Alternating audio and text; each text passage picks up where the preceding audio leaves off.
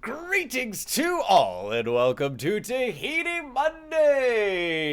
Marbles on stream tilted, that is.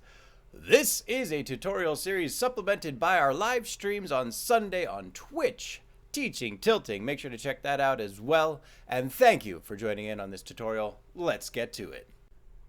Ladies and gentlemen, the first thing you want to do when you're tilting is get into that corner. Now, there's two ways you can get into a corner. You can get into a corner vertically, or you can get into a corner horizontally, all depending on what obstacles you're trying to get around. So that's always step one. Get into that corner. Nothing worse than marbles scattering right off the beginning. Sometimes it can't be helped, but almost every time, that's what you want to do. So there's your first lesson of the day.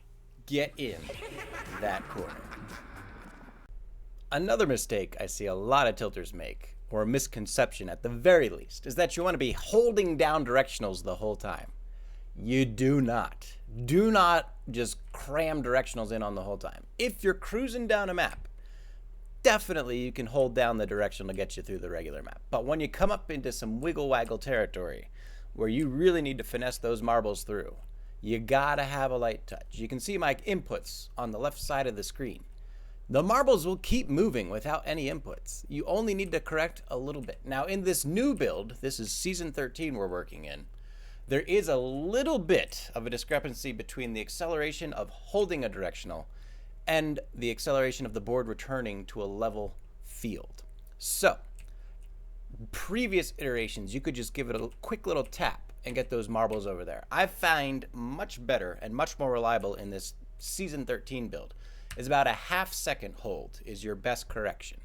Just about a half-second hold, a little bit more than a tap, is going to get you the best control over your marbles. So if you're having trouble keeping the marbles and getting them where you want them to be, that half-second hold rather than a tap is going to get you a lot more control on the board and on the marbs. So let go of the directionals unless you're trying to hold into a corner or just cruise through the map. Give it those little half-second taps. As you can see here, that's all you need. Just a little half-second tap is going to get your marbles through. You don't always have to go full speed. You don't have to try and panic your way through an obstacle. You can literally just hold for a little while, and that's all you need to change the directionals.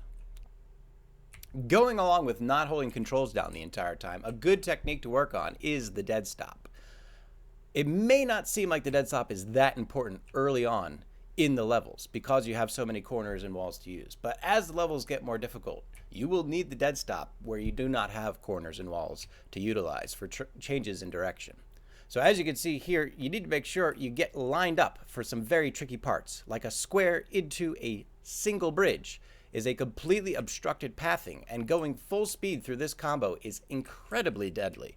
So, knowing how to full stop before you reach the obstacle is incredibly important to keeping your marbles alive and getting through some difficult obstacle pairings.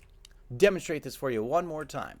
One thing to keep in mind in this Season 13 build is that the board does not return to the level playing field very quickly.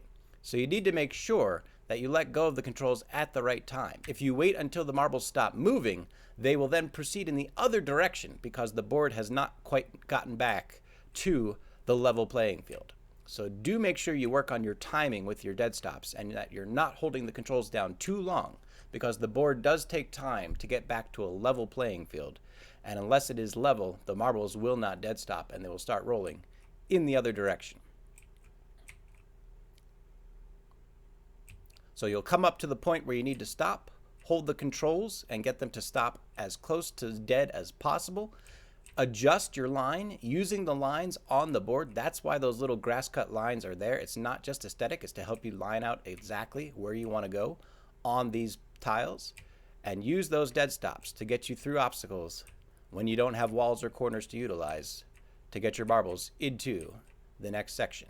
Now, one thing you do have to be careful of with your dead stops is that not all marbles are going to be traveling at the same speed.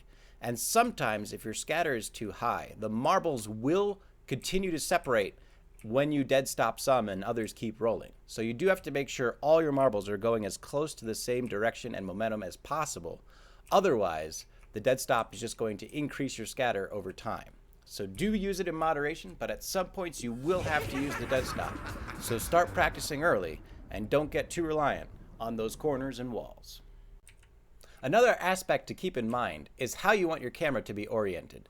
Normally, you want to keep your camera oriented in the north direction, as the WASD, seen to the left-hand side of the screen, is locked. So as your camera gets off angle, your directionals remain the same, which makes it very confusing trying to control the marbles as they relate to WASD with your camera orientation. Now, generally, you want to keep that camera locked in the north and south position, but occasionally, as your levels get longer, you'll need to look to the left and right more to see further down the map. When I do this, I try to keep from going on a straight 90-degree angle, because then you may look away and look back and forget that your board is offset 90 degrees. And when you want to go forward in relation to the camera, you'll hit W, in which case the marbles will go to the right by mistake.